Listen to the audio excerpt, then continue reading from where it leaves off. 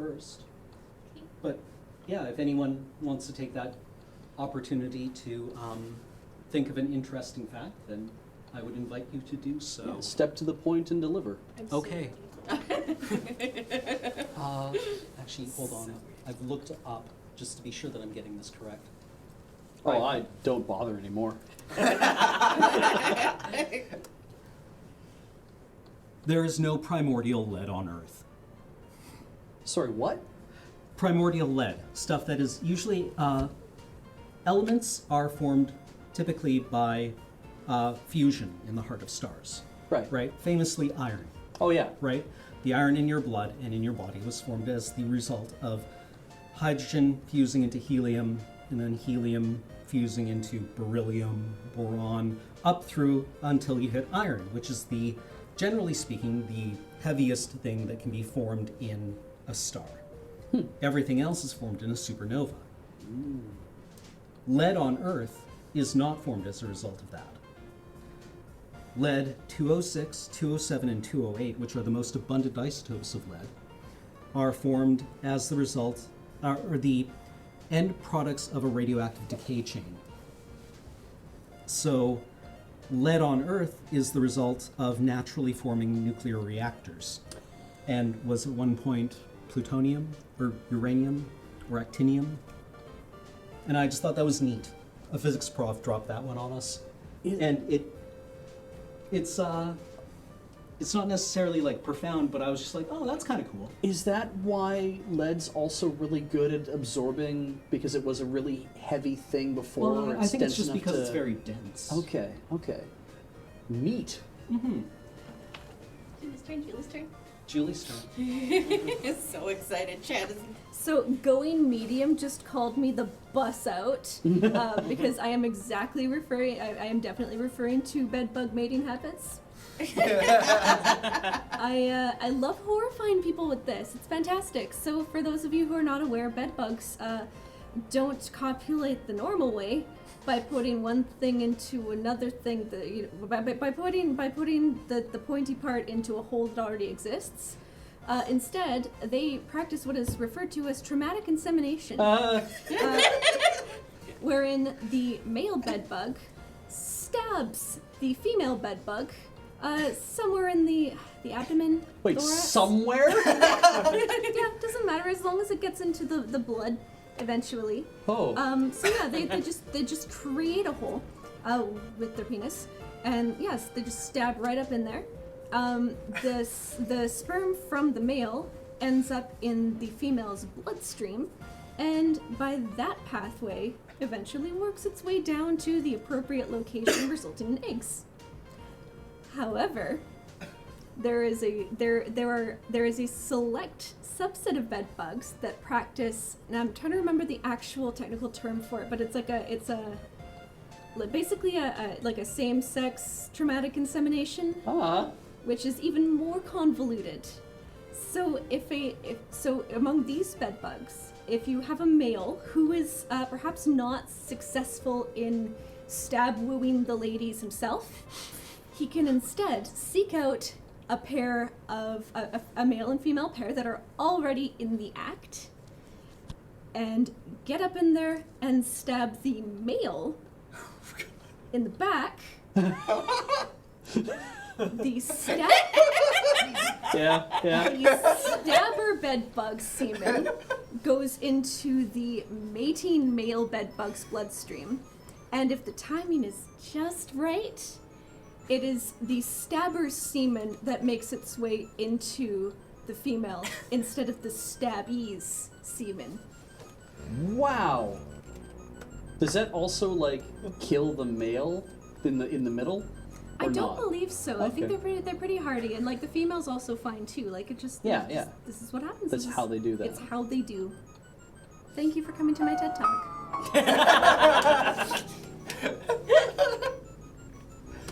Neat. Well, all right then. Who's gonna step to that? Right. Yeah, bring it on.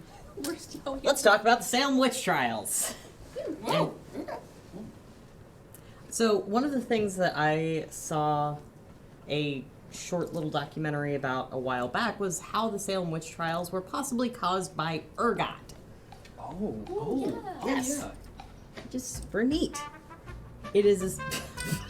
We're going to explain what ergot is, I hope, too, right? Because not everybody knows the moment of the French Revolution, so...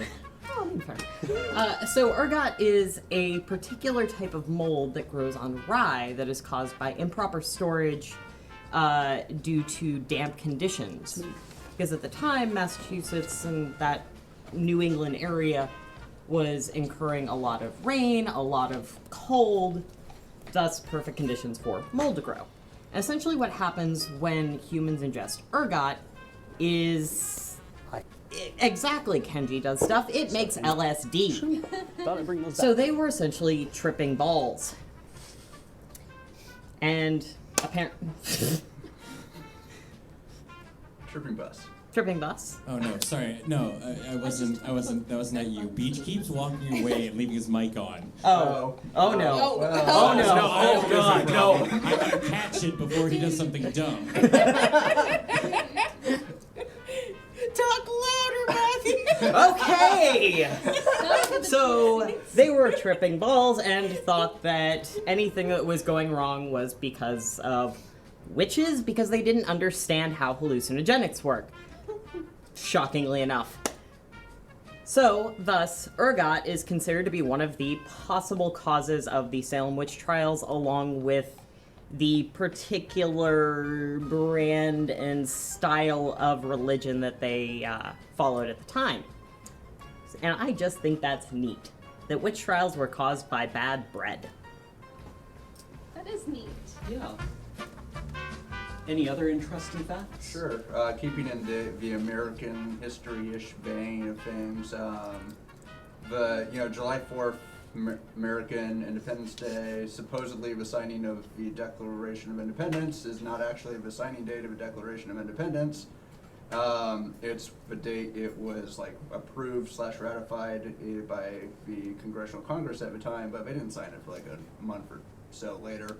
So that's one of those fun, yay, we're celebrating the signing of a thing that didn't happen on that day. Go American independence.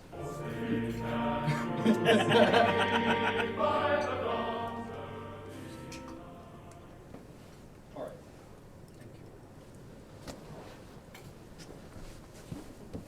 So there's like 3 Americans in here. None of us got up for the national anthem. Nope. Yep. Just driving Hey, the bus. I'm a permanent resident of Canada. Fair enough.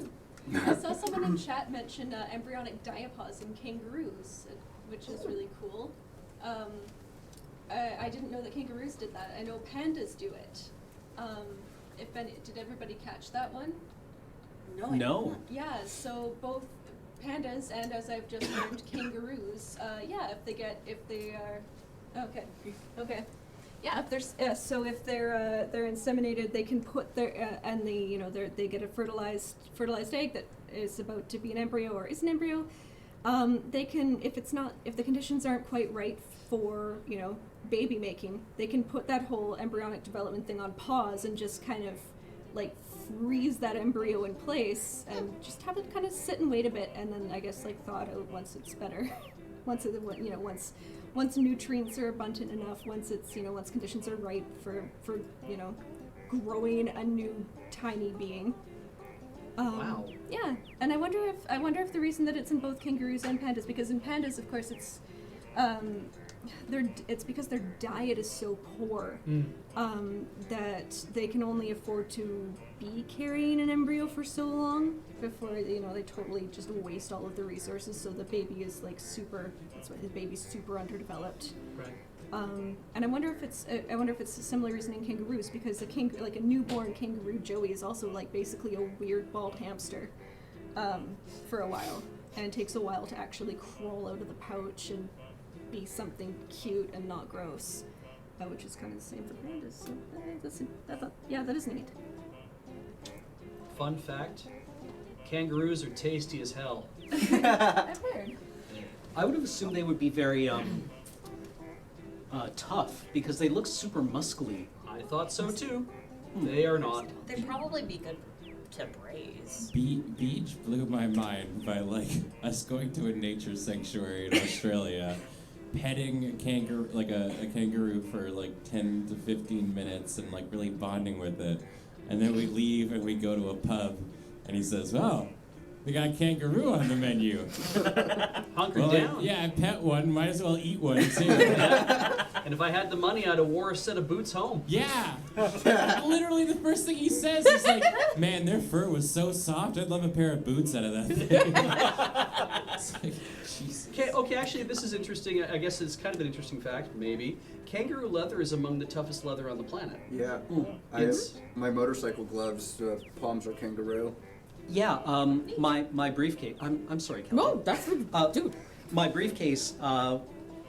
They said they had to use pig hide because it's pig skin. They wanted to use the toughest they could get, but kangaroo was too expensive and it was a pain to get.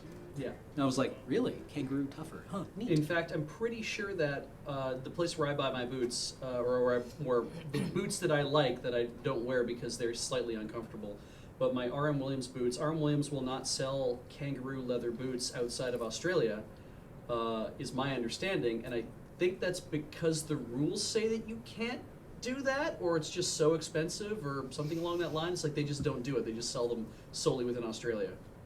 Anyway.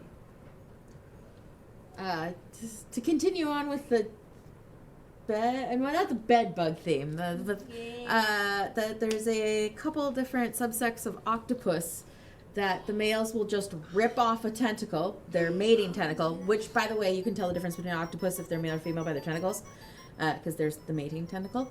They'll just rip their tentacle off and throw it at the female because it's safer than actually getting it on with the female, because the female's going to just eat them. So they just rip off their leg and throw it at them. Mating ritual. Sounds like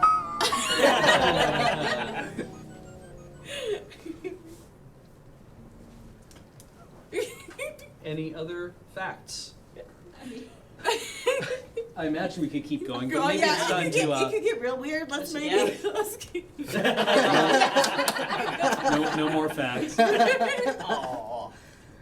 They could go into the grossness that is the human body, and I really don't think anyone's up for that right now. somebody in We're a chat asked tube. if I was in We the could first get weird college. history.